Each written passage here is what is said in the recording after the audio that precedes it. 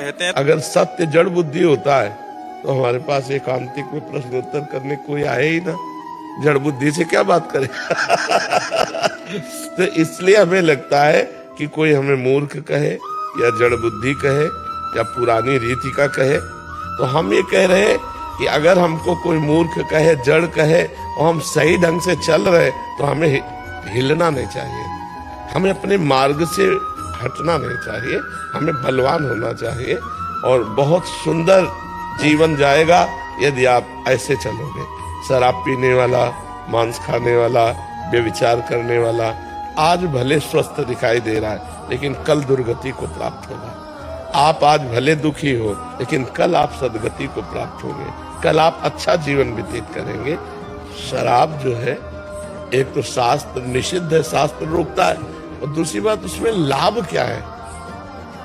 प्राय हमने शराबी जनों को अपने धर्म से च्युत होते देखा है। जब आप शराब के नशे में होगे तो आपका बर्ताव ठीक नहीं होगा, आपके आचरण ठीक नहीं होंगे, आपका चरित्र पवित्र नहीं होगा।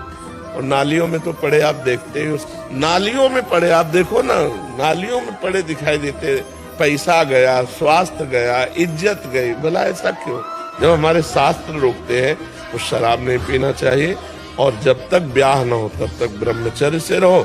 ब्याह हो जाए तो एक पत्नी व्रत धारण करो। जी, रील के अंदर आप या बात तो आप ही कुछ गुजराता ही नहीं है, तो देखें क्या दूसरा। रील में आप ही आते हो कह रहे हैं।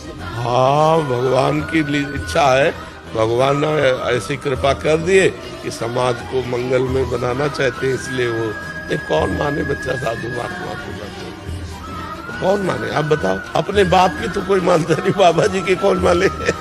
ये तो भगवान की कृपा है कि लोग सुन रहे हैं और मान रहे हैं। जब वो व्यक्ति अपने हृदय से रोते हुए श्री कृष्ण को पुकारता है। नहीं, प्रहलाद जी क्या छीना? चक्रवर्ती सम्राट पद दिया, दैत्यराज पद। विभीषण जी लंकापति। भगवान देते हैं तो समझो ना क्या कह रहे हैं। जो माया के प्रति, धन के प्रति लोलुपता, उसका हटा दिया, मोह हटा दिया, जीवन मुक्त कर दिया, ज्ञान परायण कर दिया, भगवत प्रेमी महात्माओं का संग दे। भगवान देते हैं, भगवान कभी छीनते नहीं। और जो कुछ समय के लिए ले लेते हैं, फिर ले क्यों लेते हैं? वही है, उन्हीं के सिवा, उनके सिवा कोई है ही नहीं। वो तो ऐसे दाता हैं, जो गाली देता है उसको भी देते हैं। ये जो भक्ति करता है उसका जीवन संकट पूर्ण कर दे, ऐसा कैसे हो सकता है? हम माया में फंसे, भगवान माया रहित कर देते हैं। भगवान सुख देते हैं, दुख छीनते हैं। धन से किसी को सुख आज तक नहीं मिला, तृप्ति नहीं मिली। परम धन भगवान नाम रूपी धन में रति कर देते हैं, संसार के धन से वैराग्य कर देते हैं। जो भगवान से प्यार कर दे रहा है उसे पूरा संसार प्यार करने लगता है। जो भगवान से प्यार करता है उसे माया माँ की तरह दुलार करने लगती है। विचार करो, वैसे संतों के पास लोग आशीर्वाद लेने जाते हैं और हमें आशीर्वाद देने आते हैं। स्वस्थ रहो, तुम्हारी दीर्घायु हो, तुम्हें कोई कष्ट ना हो, यहाँ ये आते हैं। भगवान से प्यार करने से मिलता है, छिनता थोड़ा है। तो भगवान के कारण ही तो है। सोचो, अपना लड़का भी अपने से इतना प्यार नहीं करता जितना ये लोग प्यार करते हैं। तो ये कैसे प्यार हो? भगवान। तो हम ये कैसे कहते कि छीन लेते हैं?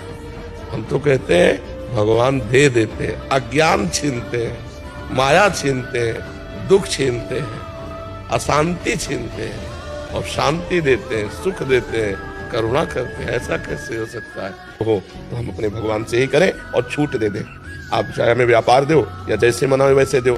और दूसरी बात ये प्रार्थना कर दे कि अगर आपको उचित ना लगे तो हमारी प्रार्थना पूरी मत करना। तो प्रार्थना पूरी ना होने पर भी हमारे हृदय में भगवान के प्रति श्रद्धा कम नहीं होगी। श्रद्धा कम होने का मतलब सब कुछ बिगड़ जाना। जैसे मानो हम चाह रहे हैं कि ये दुख निवृत्त हो जाए और हमें भगवान की इच्छा कि ये भोगे, तो निवृत्त नहीं होगा। फिर हमें लगेगा हम भगवान का पूजन करते हैं, भजन करते हैं, प्रार्थना भी की और समस्या का समाधान नहीं हुआ, संशय आ जाएगा, अश्रद्धा आ जाएगी। तो हम भगवान से छूट दे दें।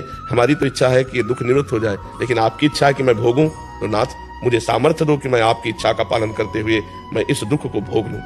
भक्तजन यही करते हैं, भगवान की इच्छा का पालन करते हुए दुखों को भोग लेते हैं। नहीं तो इतना भगवान का भजन करते हो अपने दुखों को मिटा देना, लेकिन नहीं, वो जो ही प्यारो करे सो ही मोहि भावे। प्यारे को जैसा अच्छा लगे वो मुझे